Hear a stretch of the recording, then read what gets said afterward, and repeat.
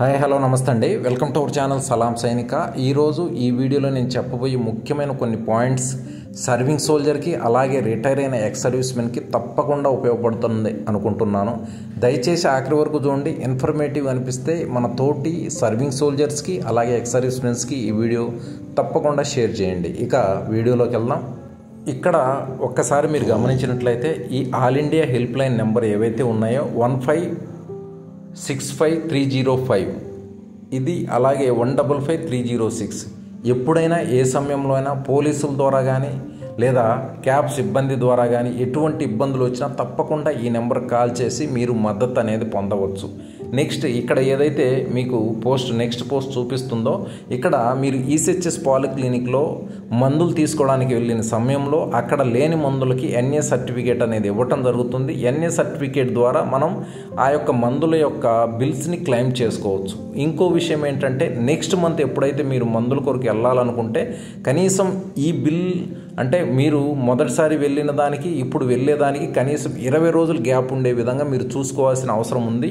ఇక నెక్స్ట్ ఇక్కడ మీరు చూసేది ముఖ్యమైన విషయం, ప్రతి ఒక్కరికి తెలియాల్సిన విషయం, ఎమర్జెన్సీ సమయంలో ఎక్స్ సర్వీస్మెన్ లేదా వారి ఇంట్లో ఎవరికైనా ఏదైనా సమస్య వచ్చి ఎమర్జెన్సీలో ఏ హాస్పిటల్ అయినా అడ్మిట్ అయినప్పుడు ఎట్టి పరిస్థితుల్లో 48 గంటలలోపు వారి యొక్క పేరెంట్ పాలిక్లినిక్కి తెలియజేయడానికి ప్రయత్నించండి. అప్పుడే మీకు క్లెయిమ్ అనేది త్వరగా అయ్యే అవకాశం ఉంటుంది. ఈ విషయాన్ని తప్పకుండా ప్రతి ఒక్కరు కూడా తెలుసుకోవాల్సిన అవసరం ఎంతైనా ఉంది.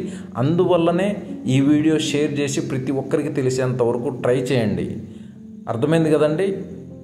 ఈ వీడియోలో ఇంపార్టెన్స్ అనేది ఎంతగా ఉందని అర్థం చేసుకోవాలి.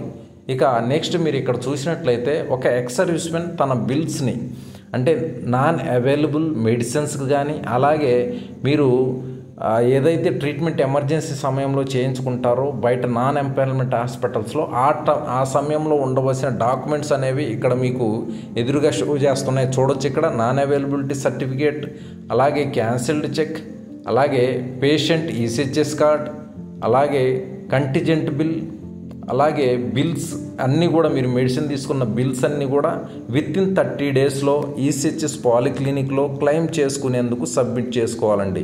ఈ విషయాన్ని తప్పకుండా దృష్టిలో ఉంచుకోవాలి ప్రతి ఎక్స్ సర్వీస్మెన్ ఈసీహెచ్ఎస్ బెనిఫిషరీస్. అలాగే ఇక్కడ కొన్నిసార్లు మనం ఈసీహెచ్ఎస్ పాలిక్ల నుండి మందులు తీసుకోవడం జరుగుతుంది. అయితే అందులో ఓడి అని, బీడీ అని, 1BD అని ఈ విధంగా ఆ మెడిసిన్స్ వాడే విధానం అనేది చూయించుంటారు. కొన్నిసార్లు మనకు కన్ఫ్యూజన్గా ఉంటుంది.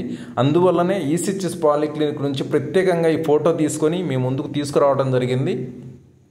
ఇక్కడ మీరు చూసినట్లయితే ఓడి అనగా రోజుకి 1, బీడీ అనగా రోజుకి 2 సార్లు, టీడీఎస్ అనగా రోజుకి 3 సార్లు అలా మెడిసిన్స్ అనేవి మనం వాడవలసి ఉంటుందండి. ఇవి చాలా ముఖ్యమైన పాయింట్స్, కానీ కొంతమంది వీటిని ఈజీగా నెగ్లెక్ట్ చేస్తుంటారు. కానీ అలా చేస్తేనే మెడిసిన్స్ అనేవి ప్రాపర్గా మనకి ఏదైతే ప్రాబ్లం ఉంటుందో అది క్యూర్ అవ్వటానికి ఉపయోగపడుతుంటాయండి.